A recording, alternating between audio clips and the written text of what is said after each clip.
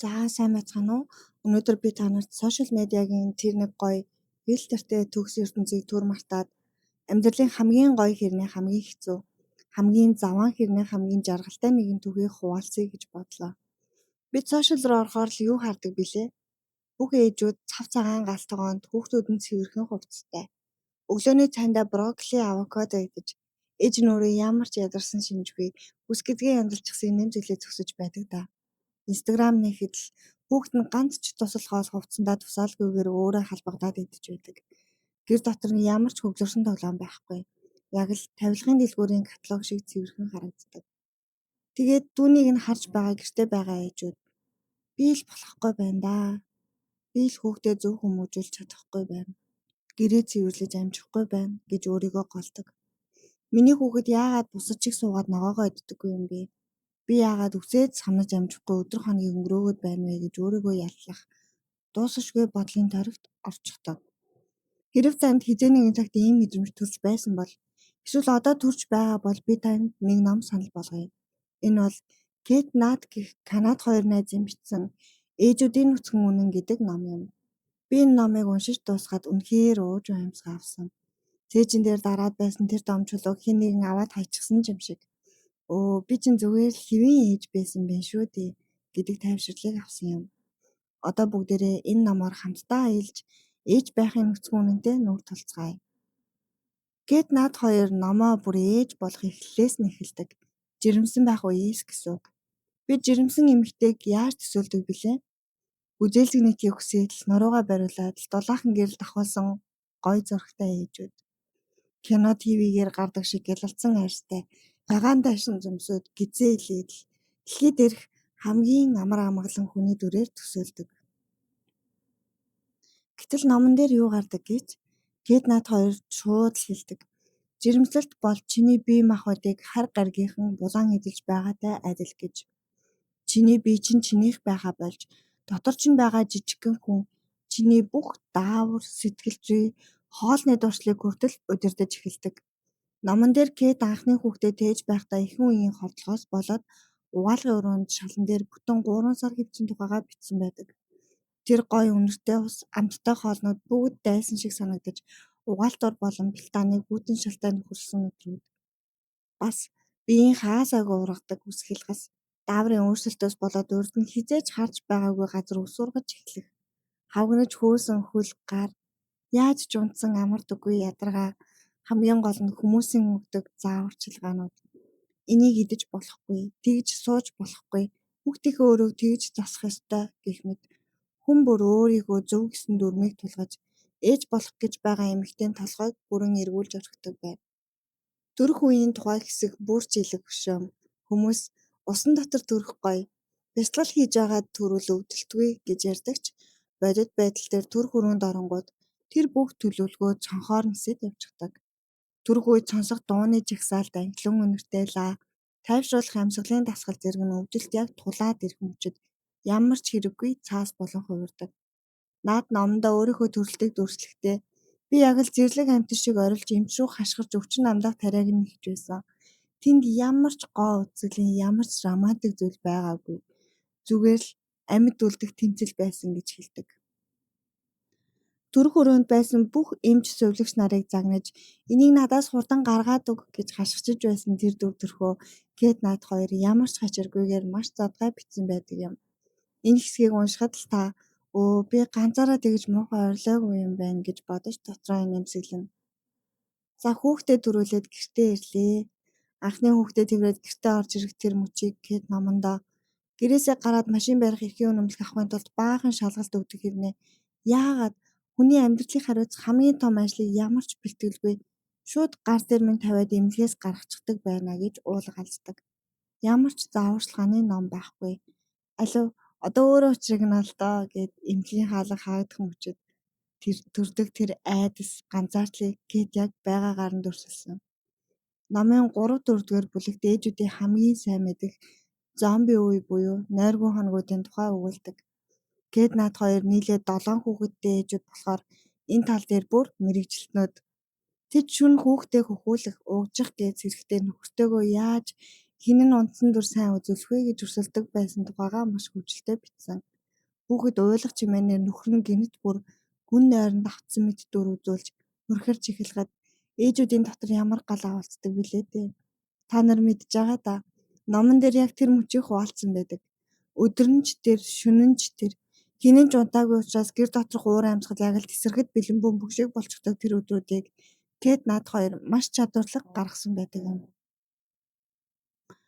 Бас нэг том сэдэв бол хөхөөр хооллох уу, угчих уу гэдэг асуудал. Номон дээр наад хүүхдээ хөхүүлэх гэж яаж шаналсан, хөхөн өвдөд сүүн орохгүй байхад бусад хүмүүс хөхөөрөө тижээхгүй бол муу ээж гэж хэлэхэд ямар их дарамтад орж угаалгын өрөөнд нуугдаж уйлдаг байснаа нуулгүй бичсэн. Сошиал дээр ээжүүд хүүхдээ хөхүүлээд л маш жаргалтай харагддаг ч бодит байдал дээр хөх агарч өвдөх, сүүний сүү бүглэрэх, халуурах зэрэг маш их зовир байдаг бөгөөд сүү чинь сайн гарахгүй байна, хүүхэд чинь чадахгүй байна гэх хөндлөнгийн хүмүүсийн үг ээжүүдийн сэтгэл 100% хямраадаг. Тэгээд тэрээр хэлдэг. Хүүхдээ юугаар хооллох нь гол биш. Хүүхэд чинь цадчихсан, чи өөрөө эрүүл сарвал сэтгэл амар байх нь л хамгийн чухал гэж.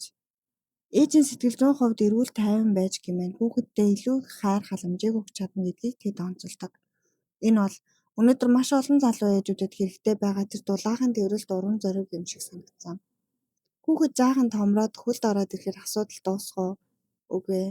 Дараагийн төвшөнд шилждэг. Номын 5 болон 6 дугаар бүлэгт хүүхдийн аймшигт 2 нас болон хөлд орох үеийн паянгуудыг бичсэн байдаг.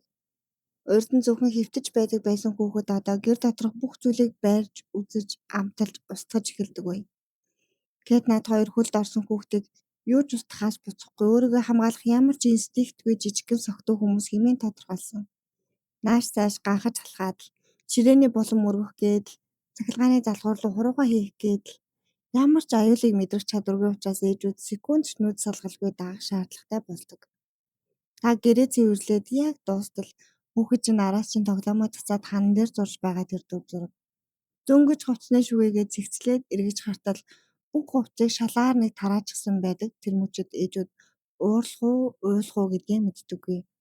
Номон дээр гардаг нэг хөвгөлтэй түүхийг хуваалцахад наад нэг удаа дэлгүүр тавьж байтал хүүхэд нь газарт хөвтөөд хамаг бичээрээ ойрлж хүмүүс түүн рүү ямар муу ээж вэ, хүүхдээ хүмүүжүүлж чадахгүй байна гэсэн харцаар хардаг.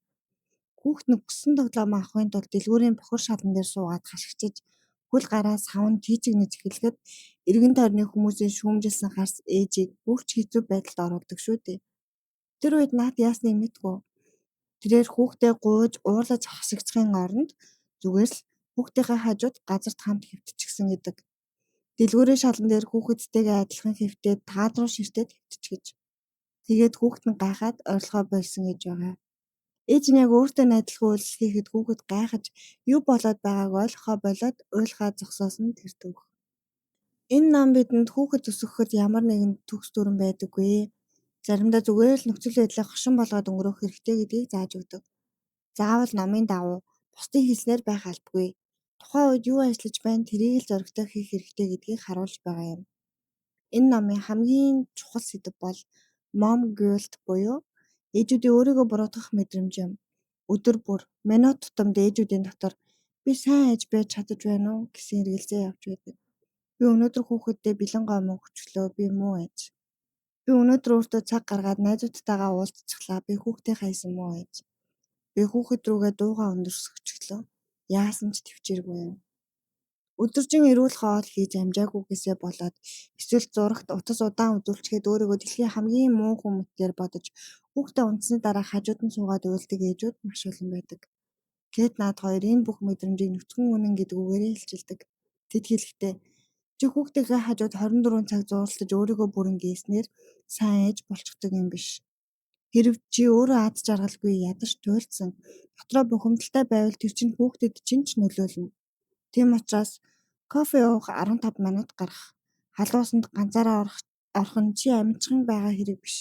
Харин хүүхдийнхээ төлөө өөрийгөө цэнэглэж байгаа хэрэг гэдэг. Ээж хүн өөрийнхөө батарейг цэнэглэж дотоод сэтгэлээ тайван байлгах нь хүүхэддээ өгч чадах хамгийн том бэлэг юм. Чи өөрөө аз жаргалтай байж л хүүхдээ аз жаргалтай өсгөж чадна. Мөн энэ номноос бидний олж харах өөр нэг гоё зүйл бол нөхөрлөл. Кэт над хоёр хэрв би бийгүйгээр би биедээ зүгээрээ би ч гэсэн өнөөдөр хүүхдээ загинчихсан хоёлаа муу ээж биш. гэж хэлж урам өгдөггүй байсан бол энэ хэцүү далайг яаж гатлах байснаа мэдэхгүй гэдэг. Хүүхдээ асарч байхдаа бусад ээжүүдтэй уулзаж надад ч гэсэн ийм асуудал тулгардаг гэдгийг сонсох нь сэтгэл зүйн маш том дэмжлэг болдог байна. Биднийг шүүмжлэхгүйгээр би ч гэсэн тэгдэг шүү дээ гэд хамтдаа хөхрөлдөөд өнгөрөх тэр найз ямар чухал болохыг тэд өөрсдийн түүхээрээ баталдаг юм. Ээж хүнд өөрийг нь шүүмжлэхгүй яг байгаагаар нь ойлгодог ээж найз маш чухал байдаг ажээ. За ингээд ээжүүдийн нүцгэн үнэн номын хуудсыг хаахад бидэнд юу үлдэж байна вэ? Энэ ном бол хүүхэд хүмүүжүүлэх шинжлэх ухааны онлын ном биш. Энэ бол зүгээр л таны халуун кофе уугаад сууж байхад чинь хажууд чинь ирээд суугаад чамайг чангаар тэврээд найз минь чи үнэхээр сайн хичээж байна. Гэр чин заваан байсан ч хүүхэд чинь өнөөдөр уйлсан ч чи дэлхийн хамгийн сайн ээж гэж хэлж байгаа урам зоригийн дуу хоолой юм. Ээж байх гэдэг бол ямар нэгэн тэмцээн биш. Хин нэгэнд гайхуулах сошиал контент биш. Харин өдөр бүр хүүхэдтэйгээ хамт суралцаж алдаж онож байдаг бодит амьдрал юм. Хэрэв та одоо хүүхдээ хараад ядарч сууж байвал эсвэл ирээдүйд ээж болохоор төлөвлөж байгаа бол магадгүй эхнэрийгээ яагаад заримдаа уурлаад ядраад байгааг ойлгохгүй байгаа аавууд байвал энэ номыг заавал уншаарай гэж зөвлөх байна. Аавууд уншвал эхнэрийнхээ тэр хэлж зүрхэлдэггүй нууц айдас ядаргааг илүү гүн гүнзгий ойлгож гэртээ улам их хайр дэмжлийг бий болгож чадна гэж найдаж байна. Амьдрал сошиал медиа шиг төгс биш. Гэхдээ тэр төгс бус байдал дундаа хамгийн үцгэлэнтэй хамгийн үнэн байдаг юм шүү. Тэр заваан гэр хөглөрсөн өдрүүд хүүхдийн тань чанга инээд бүгд нийлээд таны амьдралын хамгийн нандин дурсамжийг бүтээж байдаг. Өнөөдөр надтай хамт энэ номын тухай яриаг сонссон та бүхэндээ баярлалаа. Чи ганцаараа биш шүү. Бүх ээжүүд чамтай адилхан замаар адилхан бэрхшээлийг туулаад явж байгаа гэдгийг санаарай. Дараагийн бичлэгээр уулзцаая. Баяртай.